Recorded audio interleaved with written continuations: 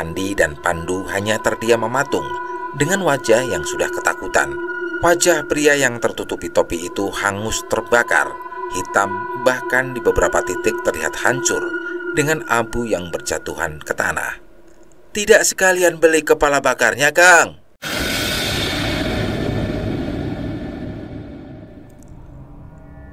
Assalamualaikum warahmatullahi wabarakatuh. Kembali lagi bareng Bang Joy di channel Situs Misteri. Untuk kisah kali ini, Bang Joy akan meneruskan cerita dari KBM, tulisannya El Sablu, yang berjudul Misteri Rumah Sakit Belanda. Dan sebelum kita lanjut ke ceritanya, tekan dulu tombol like video ini dan jangan lupa subscribe. Seperti apa untuk kisah lanjutannya? Langsung saja kita masuk ke ceritanya.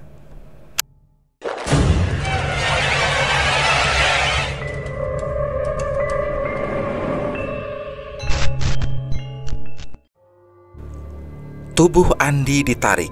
Sontak dirinya menoleh pada orang yang sudah menariknya dengan tidak santai itu. "Apa sih, Ndu? Lo narik gue seakan gue mau dilahap sama tuh suster aja." Andi menggerutu saat mendapati Pandu yang ternyata pelakunya. Ia sibuk merapikan jaket yang dipakainya. Beberapa menit yang lalu, Pandu berjalan lebih dulu dari Andi. Harus membalikkan badan saat mendengar suara gaduh di belakang. Disusul suara temannya yang meminta maaf pada seseorang. Saat berbalik ternyata benar, sudah ada Andi dengan satu orang suster. Tanpa banyak bicara, Pandu membawa Andi untuk menjauh dari suster tersebut.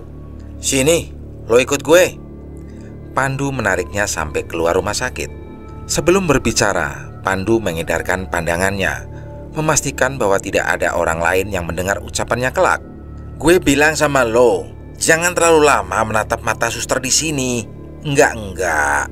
Kepalanya menggeleng, lantas kembali menatap Andi tajam. "Maksudnya, semua makhluk yang ada di sini, kalau bisa jangan pernah berinteraksi sama penghuni rumah sakit ini," ralatnya. Andi mengernyit. "Kenapa? Suster barusan cantik, bro. Bahenol juga," ujarnya menyeringai. Pandu menyentil kening Andi pelan. "Bandel banget dibilangin juga.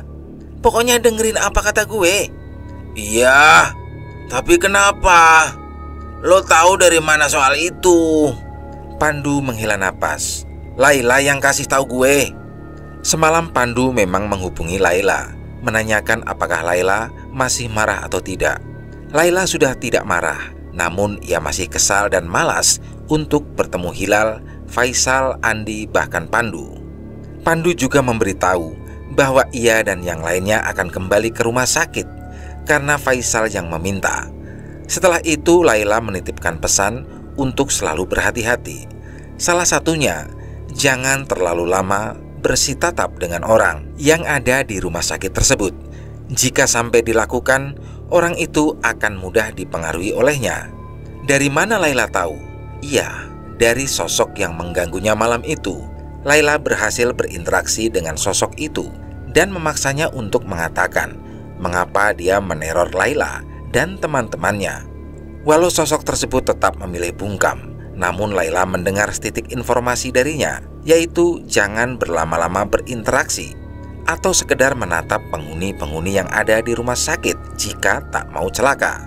Satu yang belum Laila pecahkan, penghuni rumah sakit itu benar-benar manusia atau makhluk yang sudah berbeda alam.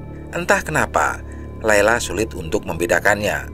Ia merasa seperti ada kabut tebal yang selalu menghalanginya di setiap mata batin Laila ingin mencari tahu lebih dalam. Setelah mendapat penjelasan Pandu, akhirnya Andi menganggukkan kepala. Setelah itu, ia harus mengingatkan dirinya sendiri untuk lebih berhati-hati. Saat kembali ke dalam, Faisal sudah ditangani dokter. Kini ia masih terbaring di atas brankar, sedangkan Hilal terduduk sendiri di lorong dekat ruangan Faisal sembari melamun. "Kata dokter, Faisal harus dirawat dulu beberapa hari." "Dirawat?" Pandu menepuk bau Hilal. "Gimana? Udah dikasih obatnya belum? Kira-kira udah bisa pulang sekarang belum?" cercah Pandu. Hilal menghela napas. "Hanya obat di sini, dokter. Tapi buktinya itu bocah satu harus dirawat inap juga." Gerutunya pelan. Masalahnya gue gak bisa ninggalin nyokap terlalu lama. Gue udah ngerasa berdosa banget ninggalin nyokap beberapa hari ini, ucap Pandu. Gak bisa. Gue udah minta buat rawat jalan aja, tapi dokter tetap kekeh Faisal harus dirawat di sini. Kalau gitu kita kabarin aja orang tua Faisal. Gue gak sanggup kalau harus di sini lama-lama, ujar Pandu. Jangan. Faisal udah bilang, jangan aja yang ngasih tahu orang tuanya, seru Hilal. Ya udah, lo sendiri aja sono temenin dia di sini selama beberapa hari ke depan. Gue mau balik ke Jakarta, timpal Andi yang tidak terima jika harus menginap di rumah sakit tersebut. Hilal mengepalkan tangan. Ia malah menarik kerah baju Andi dengan penuh amarah. Sana lo berdua pulang. Setelah itu jangan harap kalian bisa ketemu gue lagi. Gue benci orang yang gak setia kawan. Cengkraman di kerah baju Andi dilepasnya dengan kasar. Kemudian Hilal masuk ke ruangan Faisal, meninggalkan Andi dan Pandu yang terdiam 1000 bahasa, bingung dengan apa yang harus mereka lakukan. Keputusan seperti apa yang harus mereka ambil. Pandu dan Andi memutuskan untuk pergi keluar mencari udara segar. Mereka benar-benar dibuat bingung oleh keadaan saat ini. Hilal serius akan ucapannya. Pandu dan Andi pun sebenarnya tak mau meninggalkan Faisal. Memaksakan pulang pun percuma, karena tidak ada kendaraan yang bisa mereka pakai. Mobil yang saat ini terparkir di depan rumah sakit tentu saja punya Hilal. Mana mungkin mereka membawa mobil tersebut untuk pulang ke Jakarta. Namun jika harus tinggal di sana selama beberapa hari, banyak risiko yang mungkin akan mereka hadapi. Di tengah lamunan keduanya, muncul delman dengan sang kusir yang langsung mereka kenali, Raden. Tak lama turun seorang gadis berkebaya hijau dengan kain semata kaki. Ana, gumam keduanya bersamaan. Ana tersadar akan kehadiran Pandu dan Andi. Kini ia sudah berdiri di depan keduanya dengan tangan menenteng sebuah kresek hitam yang terikat. Sejak kapan kalian ada di sini? Bukannya sudah pulang? Tanyanya tanpa basa-basi. Faisal sakit. Dia cuma mau diperiksa di rumah sakit ini. Bagaimana keadaannya? Kapan kalian pulang? Potong Ana. Faisal harus rawat inap, jadi mungkin kita akan tinggal di sini beberapa hari, jelas Pandu. Ana mengangguk. Kalau begitu, menginap saja untuk beberapa hari ke depan di rumahku. Bapak pasti senang. Pandu dan Andi bertukar tatap. Tidak usah, An. Takut merepotkan kamu dan Pak Darsan. Ana menggeleng cepat. Tidak merepotkan sama sekali. Jika kalian butuh sesuatu, datanglah ke rumah. Sebisa mungkin kita akan bantu. Pandu dan Andi pun mengangguk pelan. Jika terus menolak, Ana tidak akan berhenti untuk memaksa mereka. Lantas sedang apa kamu di sini, An? Apa ada keluargamu yang sakit di sini? Tanya Pandu melayangkan kembali pertanyaannya yang sempat terpotong tadi. Oh, Ana menunjukkan kresek yang ia bawa. Aku mau memberikan ini, lanjutnya. Itu apa?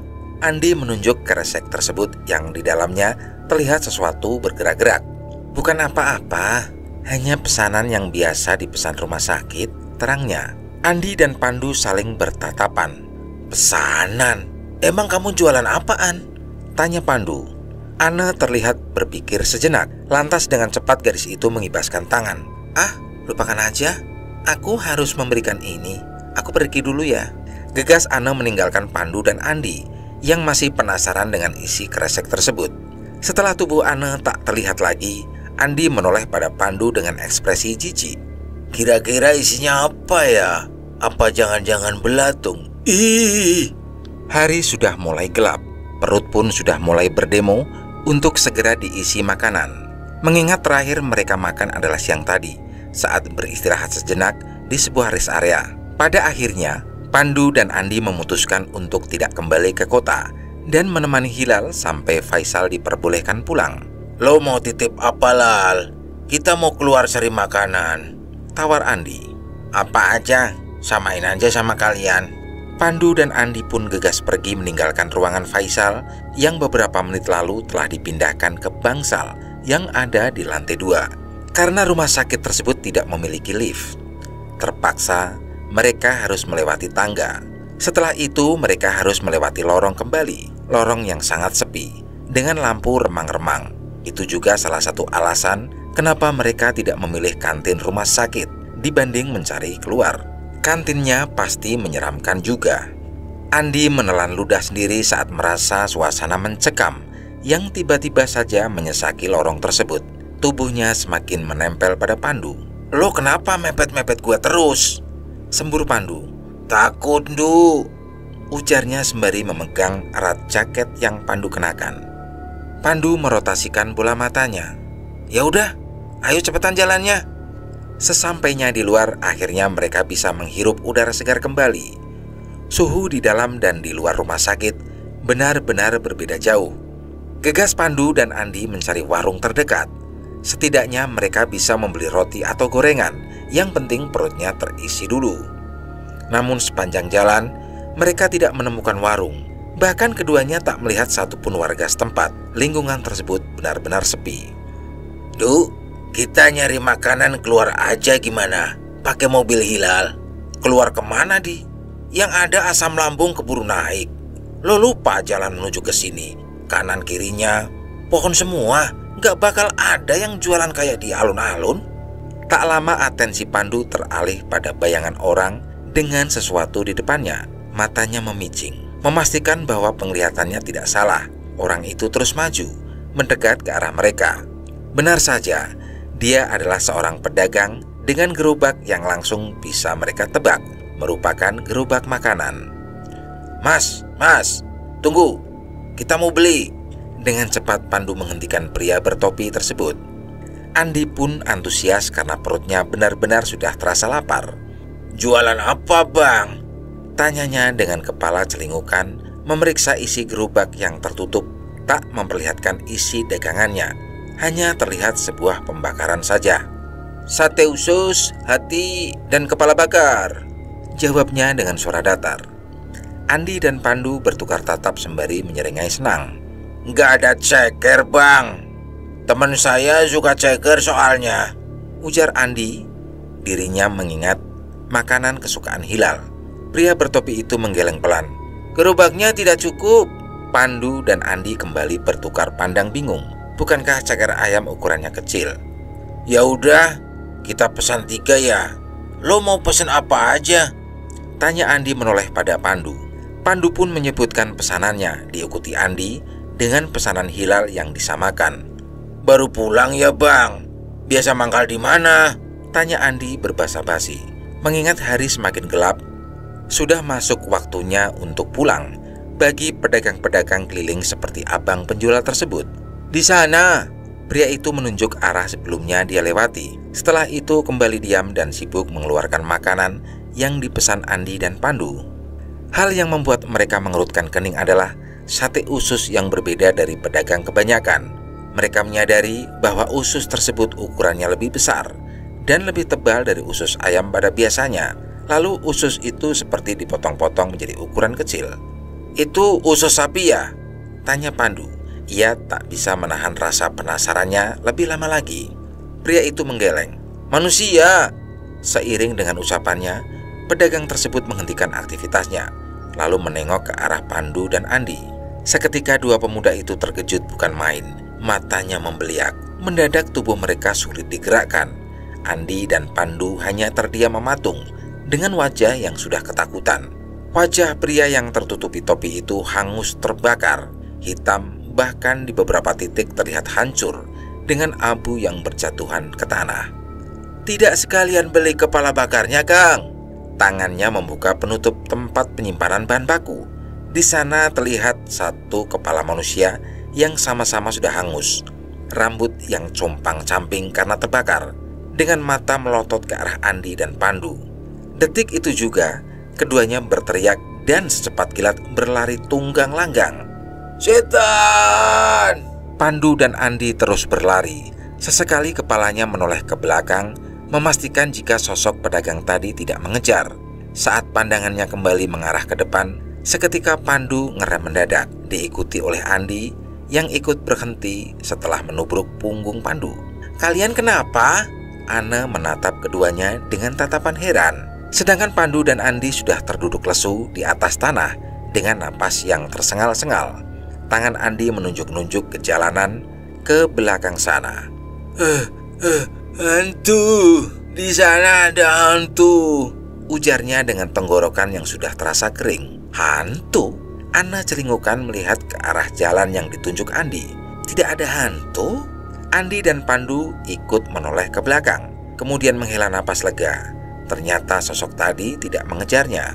Pemuda itu saling bertukar tatap, sampai pada akhirnya keduanya saling berdeham untuk menghilangkan canggung terhadap Ane karena sudah heboh sendiri. Mereka beranjak berdiri. Pandu menggaruk ke belakang kepalanya yang tak gatal. "Kamu lagi ngapain di sini? Tumben gak diantar Raden?" Ana merekahkan senyumannya. Ia mengangkat rantang susun tepat di hadapan Pandu dan Andi. "Aku bawa makanan, kalian belum makan kan?"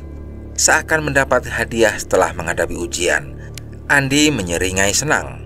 Tangannya terulur untuk menerima rantang tersebut, bersamaan dengan tangan Pandu yang menepisnya untuk segera diturunkan kembali.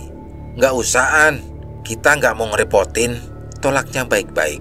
Seketika Andi menoleh dengan cepat. Ia tak menyangka temannya itu akan menolak rezeki yang sudah ada di depan mata. "Tidak apa-apa, tolong diterima. Ini rezeki untuk kalian." Dengan gerakan cepat, Andi meraih rantang tersebut. "Iya, makasih ya, An. Kita bakal makan ini sampai habis, gak bersisa." Rantang itu dipeluknya dengan erat. "Ya sudah, kalau gitu aku pulang dulu ya. Selamat menikmati." Setelah berpamitan, Ana pun berbalik meninggalkan mereka. "Makasih ya, An." Ana kembali menoleh lalu tersenyum. "Banyak gengsi lo, kayak perut gak lapar aja." Gerutu Andi. Ia berjalan meninggalkan Pandu lebih dulu. Sesampainya di rumah sakit, mereka langsung menuju lantai 2 untuk makan bersama-sama dengan Hilal juga. "Lama banget, kemana dulu lo bocah?" Hilal langsung menyambut dengan tatapan kesal. "Nanti kita ceritain. Sekarang kita makan aja dulu," seru Andi penuh semangat. Dengan tangan yang sibuk membuka satu persatu bagian rantang yang terisi makanan itu. Hilal mengernyit. Baru membuka mulut, Pandu sudah menyambar lebih dulu. "Dari Ane, tadi ketemu di belokan arah rumah sakit." "Ane, nyesel gue gak ikut," ujarnya memajukan bibir. "Iya, harusnya tadi lo aja yang ikut," timpal Andi penuh arti. Setelah itu tak ada lagi yang membuka suara. Kini atensi mereka sudah tertuju pada makanan di depannya yang terlihat sangat menggiurkan. Ketiganya makan dengan lahap, benar-benar seperti orang yang baru makan setelah berhari-hari menahan lapar. Padahal baru beberapa jam saja mereka tak bertemu dengan makanan. Pandu yang sedang mengunyah, tiba-tiba keningnya berkerut. "Rasa ayamnya pahit, kayak makan ayam gosong." Ia menatap nasi dan ayam di depannya. Tidak gosong sama sekali, tapi rasanya benar-benar seperti ayam gosong yang sebelumnya tidak dibumbui sama sekali, alias tidak ada rasa sedikit pun. Hal itu disetujui oleh Andi. Seketika selera makan mereka hilang begitu saja. "Apaan sih? Orang enak gini?" timpal Hilal dengan mulut penuh. Andi menyentuh potongan ayam di dalam wadah bulat tersebut, dan apa yang terjadi selanjutnya berhasil membuat Andi dan Pandu yang melihat hal itu mual seketika. "Darah!" Pandu dan Hilal tengah berjalan beriringan menuju rumah Pak Darsan. Mereka berniat untuk mengembalikan rantang bekas makanan yang diberikan Ane semalam. Awalnya yang akan pergi itu Pandu dan Andi, namun Hilal dengan cepat menahannya. Ia ingin ikut. Berakhir, Andilah yang bertugas menjaga Faisal. Tak ada salahnya juga bergantian untuk menjaga Faisal. Toh dari kemarin, Hilal yang selalu bertugas menjaganya, pikir Andi. "Lo masih ingat emang rumahnya Pak Darsan?" tanya Pandu. "Ingat, Jang. Masa rumah calon mertua lupa?" ujarnya diikuti kekehan kecil. Tangannya dengan erat menenteng rantang pemberian Ane. Pandu hanya merotasikan bola matanya malas. Tak lama keduanya pun sampai di depan sebuah rumah yang tak begitu asing. Pandu pun yakin bahwa mereka berhenti di rumah yang tepat. Gegas Hilal melangkah lebih dulu. Assalamualaikum. Namun sang punya rumah tak kunjung keluar. Pandu pun mensejajarkan tubuhnya dengan Hilal. Assalamualaikum Pak Darsan. Pandu ikut membuka suara. Hei kalian. Sontak Pandu dan Hilal membalikkan tubuhnya. Melihat pemilik suara yang terkesan marah itu, terlihat seorang pria yang sedikit lebih tua dari Pak Darsan menatap mereka dengan tatapan yang tak suka. Iya Pak, ada apa ya? Pandu dan Hilal saling melirik sekilas. Jangan ucapkan kata itu di sini. Kalian hanya membuat penghuni desa ini tidak nyaman. Sentaknya, Pandu dan Hilal kembali bertukar tatap. Maaf Pak, jika ucapan salam kami terlalu keras sampai mengganggu Bapak dan yang lainnya, ucap Pandu sesopan mungkin. Mau pelan, mau keras, kalian tidak boleh mengucapkan kata itu di sini. Sudah, kalian pergi saja dari sini. Pak, sebentar Pak. Pria itu semakin mendekati Hilal dan Pandu sembari mengacungkan sebuah golok. Sontak kedua pemuda itu memundurkan langkahnya dengan cepat. Pak, tolong dengar penjelasan kami dulu. Maaf jika kami salah, timpal Hilal. Ada apa ini? Datang Ane yang tak lama disusul Pak Darsan dari dalam rumah. Hilal dan Pandu seketika menoleh. Dengan cepat keduanya mendekati Ane dan Pak Darsan. Mereka mengucapkan kata-kata terlarang, Tuan, ucap pria tersebut sembari menunduk hormat. Senjata tajamnya kini sudah ia turunkan kembali. Ane melirik Pak Darsan sekilas. Tatapannya seolah menyiratkan sesuatu terkait ucapan pria tua itu. Sudah, mereka ini tamu saya. Kamu pergi sekarang, titah Pak Darsan. Dengan patuh pria tua itu akhirnya pergi meninggalkan mereka. Itu siapa Pak? Kenapa dia marah mendengar kita mengucapkan salam? Tanya Pandu dipenuhi rasa penasaran. Sudahlah, dia itu orang gila. Jangan dipikirkan. Ayo masuk, ajak Pak Darsan memilih tidak membahas lebih lanjut perihal kejadian tadi. Tidak usah Pak, kita tidak akan lama kok. Hanya bermaksud mengantar ini saja. Pandu sedikit mencolek Hilal untuk memberikan rantang itu pada Ane. Sedari tadi bocah itu hanya senyum-senyum mencuri-curi pandang pada Ane. Terima kasih ya An, makanannya enak, ujar Hilal setelah benda itu beralih tangan pada Ane. Ane mengangguk sembari tersenyum. Lebih baik kalian masuk dulu, istirahat sebentar. Pasti lelah menunggu orang semalaman di rumah sakit, imbuh Ane. Ia mempersilahkan Hilal dan Pandu untuk masuk ke rumahnya sebentar. Hilal menoleh pada Pandu. Tatapannya seolah meminta untuk menuruti ucapan Ane. Ia masih ingin berlama-lama melihat wajah gadis itu. Pandu menghela napas pelan. Ia pun setuju dan menuruti permintaan Ane dan Pak Darsan. Sebentar ya, aku buatkan teh hangat dulu. Ane beralih ke dapur, menyisakan Pak Darsan, Hilal dan Pandu. Ketiganya sudah terduduk di kursi kayu yang terkesan kuno, sembari berbincang-bincang ringan, menanyakan kabar sampai membicarakan kondisi Faisal. Kita juga nggak ngerti Pak, kondisi Faisal tiba-tiba saja menurun drastis. Badannya seperti orang yang sudah sakit bertahun-tahun, kata Pandu. Pak Darsan terdiam sebentar, seakan tengah memikirkan sesuatu. Saat itu, apa kalian tidak membawa sesuatu dari tempat ini kan? Tanyanya. Hilal dan Pandu menggeleng kompak. Membawa apa ya? Toh tidak ada yang menarik di desa tersebut. Kalaupun ada, maka itu hanya yang akan dibawa pulang ke kota, batin Hilal. Hening beberapa detik, sampai akhirnya Pandu seperti teringat sesuatu. Sebenarnya sebelum pulang kita diberi sesuatu oleh Raden Pak. Seakan diingatkan, Hilal pun ikut membenarkan. Pak Darsan sedikit mengernyit. Sesuatu apa? Entahlah, yang pasti benda itu agak kecil, seperti batu yang dibungkus kain putih, jelas Pandu. Hilal mengangguk. Katanya itu jimat untuk melindungi kita dari gangguan mereka, tambahnya. Raut muka Pak Darsan seketika berubah, namun sebisa mungkin ia menutupinya. Ya sudah, Bapak tinggal sebentar dulu ya. Ada sesuatu yang harus Bapak bereskan di kebun, ujarnya tersenyum ramah. Lalu dengan cepat pria itu pun menghilang di balik pintu, menyisakan Hilal dan Pandu.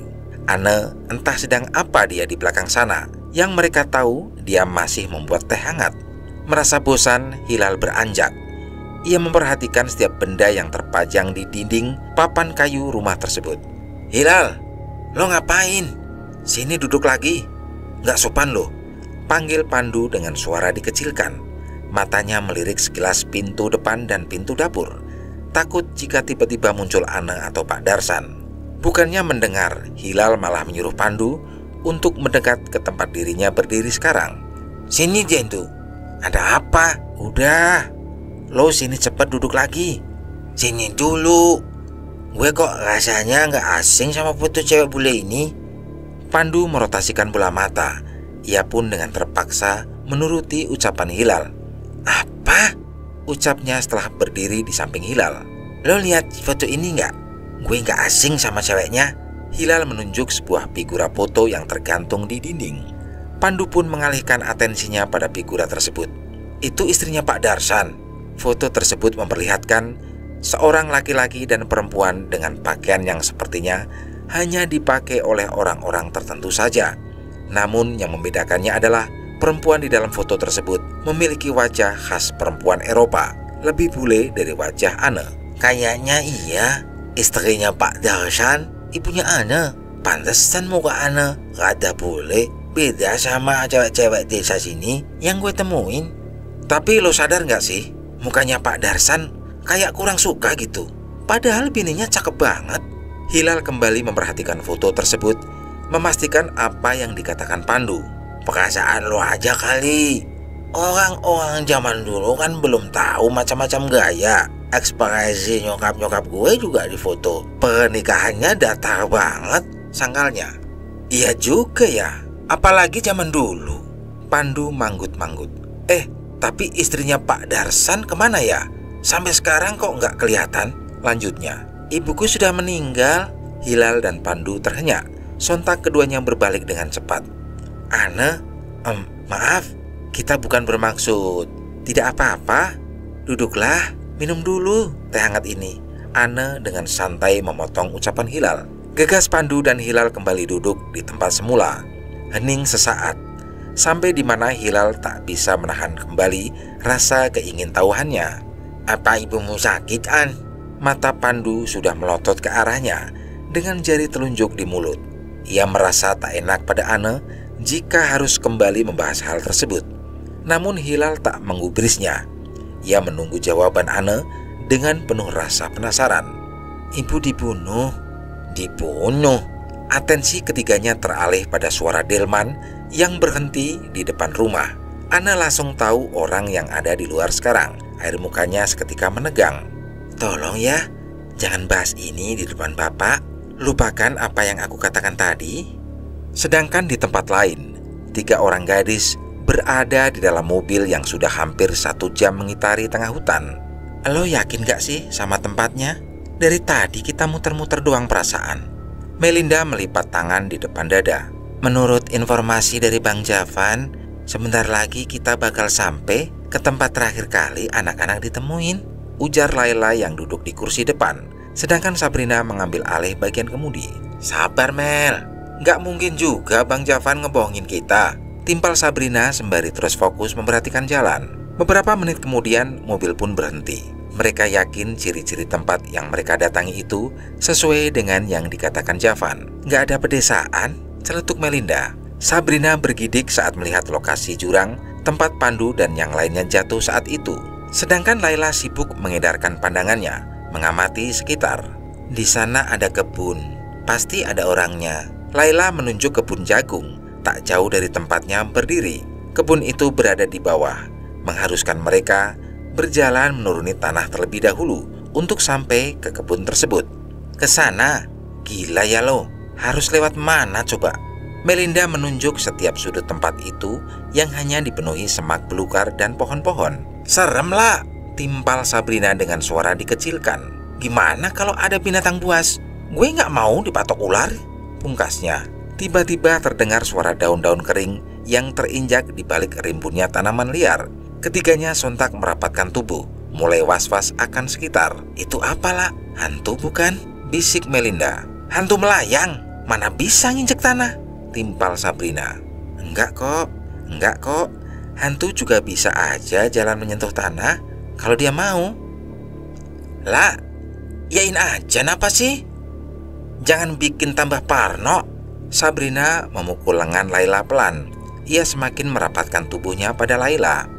Suara itu semakin jelas terdengar, bahkan semakin mendekat ke arah mereka. Laila, Sabrina, dan Melinda sudah memundurkan langkah sedikit demi sedikit. Lagi apa Neng di sini? Sabrina dan Melinda berteriak kencang. Kedua gadis itu berhamburan dan berlari kocar-kacir memasuki mobil, meninggalkan Laila yang masih terpaku di tempat semula. Dari balik semak-semak tersebut muncul seorang bapak-bapak membawa sekarung penuh berisi tanaman liar. Laila yang masih terkejut berusaha menetralkan detak jantungnya. Ia mengamati bapak tersebut. Sampai akhirnya ia yakin bahwa bapak di hadapannya itu bukanlah hantu ataupun orang jahat. Walaupun benda tajam yang dibawanya terlihat menyeramkan, namun Laila bisa merasakan bahwa bapak itu orang baik. Maaf ya Pak, tapi bapak ngagetin saya dan teman-teman, ucap Laila. Bapak itu menggaruk pelipisnya. Aduh, maaf kalau begitu. Lagi pula, kenapa atuh? Neng semua ada di sini? Apa tersesat? Di dalam mobil, Melinda dan Sabrina memperhatikan Laila yang justru mengobrol dengan bapak tersebut. Keduanya saling bertukar tatap. Aman kayaknya, lirik Sabrina. Ia memutuskan untuk keluar dari dalam mobil. Sab, bentar, lo mau kemana? Tahan Melinda. Nyamperin Laila? Masa kita biarin dia sendiri? Tapi Sab, kita tunggu aja di dalam mobil. Gue yakin Laila pasti aman. Palamu, lo mau ngorbanin temen lo sendiri? Gimana kalau ternyata orang itu beneran jahat? Sabrina keluar dari dalam mobil, meninggalkan Melinda yang berdecak sebal. Semua aja mikirin Laila, nggak Pandu, nggak Sabrina. Setelah itu ia ikut turun dari mobil, berdiri di belakang Sabrina. Pulang saja dari sini. Tidak ada pedesaan lain, apalagi rumah sakit besar. Di sini hanya ada puskesmas. Itu pun hanya bangunan biasa yang ada di bawah sana. Bapak itu menunjuk ke tempat yang dimaksudnya. Di sini hanya ada satu pedesaan, tidak ada yang lain. Lebih baik kalian pulang. Sayangi diri kalian. Sabrina dan Melinda yang baru datang saling bertukar tatap. Mereka tidak mengerti apa maksud ucapan bapak tersebut. Sampai akhirnya jawaban Laila membuat keduanya mengerti. Tapi Pak, teman kita ada di sana. Tujuan saya kesini pun bermaksud untuk menjemput mereka. Ini salah saya yang menyuruh mereka untuk kembali ke sini. Lupakan temanmu itu. Bisa saja mereka sudah bergabung dengan mereka. Mereka siapa Pak? Laila mengernyit. Bukan urusan kalian. Sudah, sekarang pulanglah. Bapak itu memikul karungnya lalu pergi meninggalkan Laila, Sabrina, dan Melinda. Pak, tunggu dulu. Kami butuh informasi tentang pedesaan itu Pak. Tunggu Pak. Laila melangkah untuk mengejar bapak tersebut. Namun lengannya dengan cepat ditahan oleh Sabrina karena bapak itu sudah melangkah memasuki rimbunnya semak-semak tinggi. Deru mobil kembali terdengar. 3 gadis itu memutuskan untuk melanjutkan perjalanan karena mereka pikir sudah terlalu jauh untuk kembali. Terlebih Laila. Sebahaya apapun ia akan menemui Pandu dan yang lainnya. Karena bagaimanapun awalnya ia yang menyuruh mereka untuk kembali. Yang ternyata hal itu merupakan tipu daya setan yang mengganggunya. Di balik semak belukar, ternyata bapak tadi belum sepenuhnya pergi. Ia bersembunyi dan menyaksikan kepergian Laila, Sabrina, dan Melinda. Budak zaman ayeuna mah berdagang kabeh. Mugi Allah nang tayangan sineng. Anak zaman sekarang bandel semua. Semoga Allah menjaga melindungi mereka. Pandu dan Hilal berpamitan untuk kembali ke rumah sakit. Pak Darsan pun meminta Raden untuk mengantarkan mereka menggunakan delman miliknya. Kebun bapakmu yang mana aja, An? Hilal membuka obrolan di tengah perjalanan. Matanya mengamati lingkungan tersebut yang dikelilingi perbukitan yang sebagian dijadikan kebun. Ana juga ikut karena dirinya beralasan ada urusan di rumah sakit. Ternyata Pak Darsan dan Ane memiliki pengaruh di rumah sakit tersebut. Entah apa itu, yang pasti Ane mengatakan pemilik rumah sakit itu masih memiliki ikatan darah dengannya. Pantas saja warga sangat menghormati dan terkesan sungkan pada Pak Darsan maupun Ane. Sebagian besar kebun-kebun di sini punya bapak yang dikelola warga, tepatnya milik Helena. Air muka Ane seketika berubah. Ia menoleh cepat pada Raden yang sibuk mengendalikan laju kuda. "Tutup mulutmu, Raden. Jangan ikut campur. Itu faktanya, An. Bapakmu menikahi Helena, wanita Belanda yang kaya raya itu, bukan?" "Raden, cukup." Ana mencengkeram kayu yang dijadikan kursi delman. Urat-urat di tangan, wajah dan lehernya semakin nampak jelas. Suasana pun seketika berubah mencekam. "Baik, aku minta maaf, An." Setelah permintaan maaf Raden, Ana pun berangsur kembali seperti semula. Urat-urat yang timbul itu kini sudah tidak terlihat. Pandu dan Hilal saling bertukar tatap. Mereka menyaksikan semua itu di depan matanya dengan sangat jelas. Namun keduanya tak bisa apa-apa, hanya bersikap seperti biasa, berpura-pura seperti tidak ada yang terjadi. "Sudah, An, tenang ya," lirih Hilal dengan penuh kehati-hatian. Ana menoleh, mengulas senyum yang berhasil menghangatkan hati Hilal. Seketika bayangan menyeramkan Ana tadi luntur dengan sendirinya. "Maaf, aku terbawa emosi." Hilal mengangguk mengerti sembari tersenyum.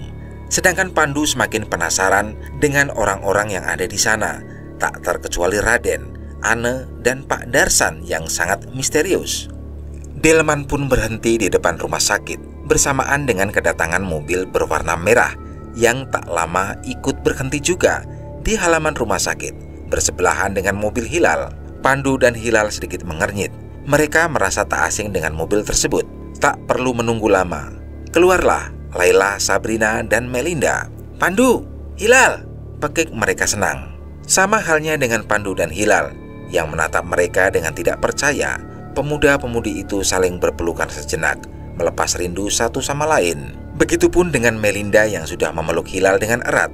"Gue kangen banget sama lo, Lal." Hilal mengusap punggung Melinda sekilas, sampai di mana matanya melirik Ane yang tengah menatapnya. Dengan cepat Hilal melepas pelukan Melinda. Ia tak mau Ane salah paham. Itu hanya akan mempersulit dirinya untuk lebih dekat dengan Ane. "Kalian kok bisa ada di sini?" Pandu menatap satu persatu wajah teman gadisnya itu. Laila melirik sekilas pada Ane dan Raden. Lantas bibirnya tersenyum sembari menggeleng. "Panjang ceritanya. Yang penting kita sudah ada di sini. Walau ada sedikit rintangan, kita hampir nyasar tadi." "Iya, Ndu. Terus lo tahu nggak sih? Tadi kita ketemu bapak-bapak. Terus katanya jangan datang ke sini karena nggak ada pedesaan, apalagi rumah sakit." "Au!" Sabrina mengatupkan bibirnya berganti dengan suara ringisan akibat dicubit Laila. Laila tertawa kikuk sampai pada akhirnya ia teringat pada dua temannya yang lain. "Andi di mana? Faisal udah sembuh kan?" tanya Laila mengalihkan topik pembicaraan. "Andi di dalam, jaga Faisal.